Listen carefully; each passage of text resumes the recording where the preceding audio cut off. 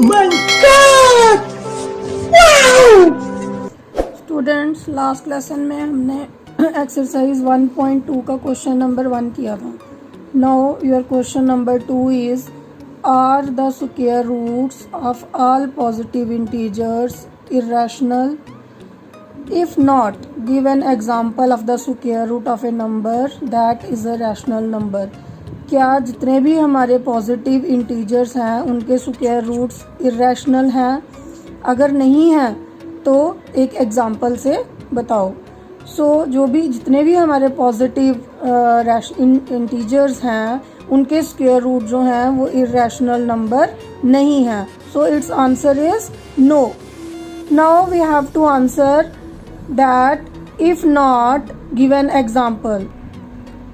तो एग्जांपल ये है कि जैसे √4 जो है that is an irrational number. So when we solve it we get 2.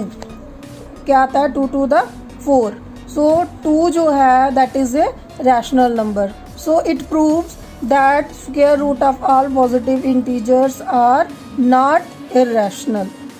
Now your third question is show that √5 can be represented on the number line. कि √5 को हम कैसे नंबर लाइन के ऊपर रिप्रेजेंट करेंगे. So in your previous class you have done this how to find out the area of triangle. So right angled triangle. So its hypotenuse square is equal to base square plus perpendicular square. So √5 जो है इसको हम क्या लेंगे hypotenuse, then base is 2 and perpendicular is 1. So that clears from this diagram. Base आ गया हमारा 2 को whole square plus 1 whole square 4 + 1 is 5. तो hypotenuse square is equal to 5. So when we remove h square जब हम इसका remove करेंगे h is equal to that is √5. Now we represent it on the number line. So ये हमने number line draw की है जिसमें हमने पॉइंट्स लिए हुए हैं. तो नीचे हमने क्या लेना है बेस पे 2 points, then perpendicular 1 point, and when we join O and B. Students base हमने बेस कितना लिया 2. बेस कितना है हमारा that is 2 and perpendicular is 1. Perpendicular 1 है तो हमने 2 तक बेस जब लिया तो 1 पे हमने कट कर दिया जो हमारा परपेंडिकुलर मिल गया हमें. Then we draw the hypotenuse that is √5. Now we have to show it on the number line. अब हम 0 से जो B तक का डिस्टेंस है उतनी अपनी कंपास को खोलेंगे और यहाँ आर्क बना देंगे. That is the point √5 on the number line. Now exercise 1.3. Here it is real numbers and their decimal expansion. So to understand it, let us take 2 examples. सबसे पहले तो हमें ये देखना है कि हमने डेसिमल एक्सपेंशन कैसे करनी है. So उसके लिए मैं एक एग्जांपल के थ्रू आपको बताऊंगी जिसमें कि जब हम डिवाइड करेंगे तो डेसिमल एक क्वेश्चन है जिसमें डेसिमल रिपीट हो रहा है और हमारे पास रिमाइंडर बच रहा है, और दूसरा है उसमें जो पूरा फिनिश हो रहा है डेसिमल रिपीट नहीं हो रहा है, जो पूरा जो है हमारा डिवाइड हो रहा है तो उसमें कोई रिमाइंडर नहीं है दैट इज 0. तो ये मैंने 2 एग्जांपल्स को फाइंड आउट किया है.